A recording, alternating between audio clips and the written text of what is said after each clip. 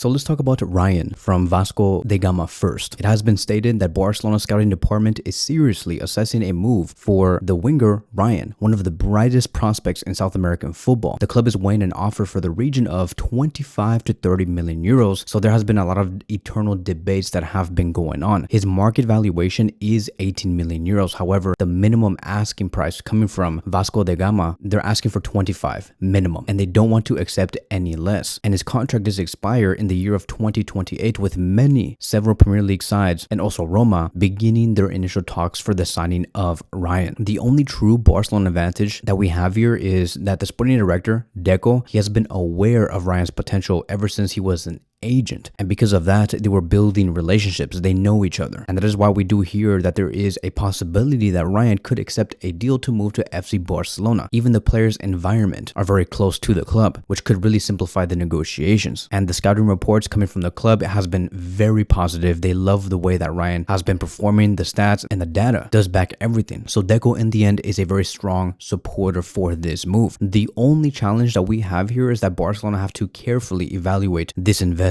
for the summer of 2026 and how this does fit the financial framework, because they want to make sure that, if they sign a player like Rayan, could Barcelona sign any other player, and especially for the center back and the striker position. So something to really think about. Clearly Barcelona do want to reinforce the left wing position as well. However, we all know that that is not the main priority, that the main priority is going to be the striker position and the center back position. Once those two areas are covered, then Barcelona can move on toward their other priorities, which will be the left wing position, maybe even the left back position. Moving on towards the next one, and this is going to be a player that we have talked about already, but there has been some slight updates. And the player is Said El Mala, coming from FC Köln. He is a 19-year-old German forward, and he has been monitored to possibly become an option to reinforce Barcelona's left flank as well. So as you can see, Barcelona do have a lot of players on their list, but this time it's not Deco who is a huge admirer, it is Hansi Flick and his staff. They all understood that this is a player that can really reinforce the left wing position in terms of really dribbling, taking on the ball, becoming the main protagonist in the attack. We just talked about how John Virgili and Doku are one of the best dribblers in the world when it comes to high volume dribbles per 90 minutes. The number one, it is this player here. It is Said El Mala, and so far in this season he has had 4 goals and 1 assist in 10 Bundesliga matches, and he has also been called up for the German national team by Julian Nagelsmann. There has been no debut yet, but as of right now he is being seen as a player that can reinforce the German national team. And keep in mind that there are players like Florian Wirtz, Musiala, and the fact that this player still gets called up at the age of 19 years old, he has to be special. His contract with his club does end in 2030, and the expected fee is going to be around 40 million euros. The main competition that we have today, it is Man City. Man City have been entering the race over the past 24 hours, and Pep Guardiola really does love the player. Bayern Munich, Borussia Dortmund have also been in the mix, and so we'll see how all of this does end. El Mala has clearly explained that he is fully concentrated on finishing the season strongly with his club and making Germany's World Cup squad. He does not want to focus on anything else. If there were going to be any further talks between El Mala and FC Barcelona, it would happen sometime around April, May, and June. Now let's move on towards the next phase of this video, and let's talk about the injury updates, because like I've said, it's going to be a grand opening in this upcoming Saturday for almost everybody, because the Spotify Camp Nou is going to be opening to 46,000 people, maybe a little bit more than that, and we want to have the best players possible in the squad, and most importantly in the starting 11. And this is the reason why we have been following Raphinha and Pedri closely. We need these players back.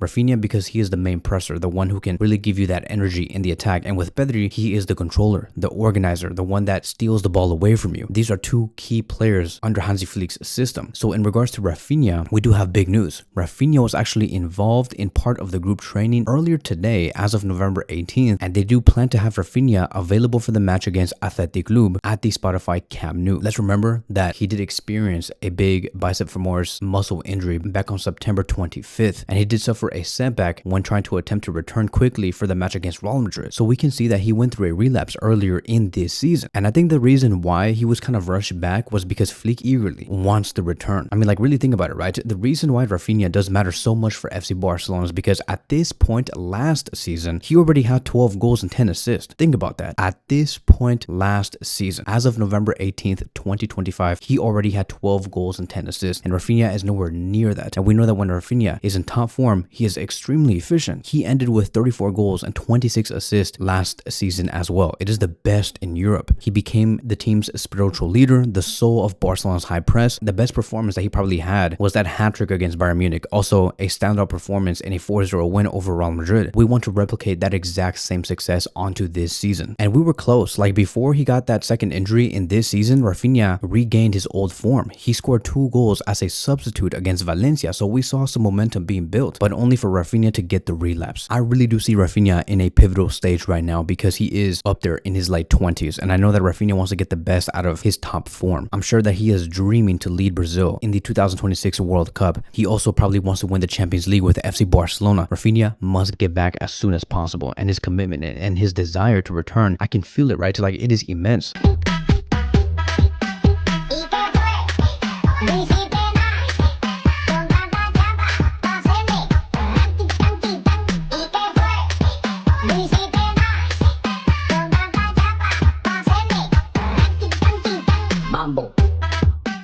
And so the sooner Raphinha comes back, the better. And of course, come back healthy. The next player that we're going to be talking about, it is Pedri, because Pedri's recovery does continue, and it is continuing in a very good way. He did not participate in the group training earlier today, and he was supposed to because those were the expectations. However, according to the journalist Javi Miguel, it was said that Pedri was dealing with stomach issues. And so because Pedri got this stomach issue last minute, he wasn't able to go through part of the training session just like Raphinha did. So it's nothing like serious. It's not like he went through a relapse. Pedri is okay. He did suffer a hamstring injury late in the first El Clásico at the Santiago Bernabeu. Ever since then, Pedri wasn't really the same, but he has been doing good in terms of his recovery. It is unlikely that he will feature in the match against Athletic Club. It has been said that his first game will be against Chelsea at Stamford Bridge, which will be taking place next week. He'll likely come off from the bench, but he's not going to be starting.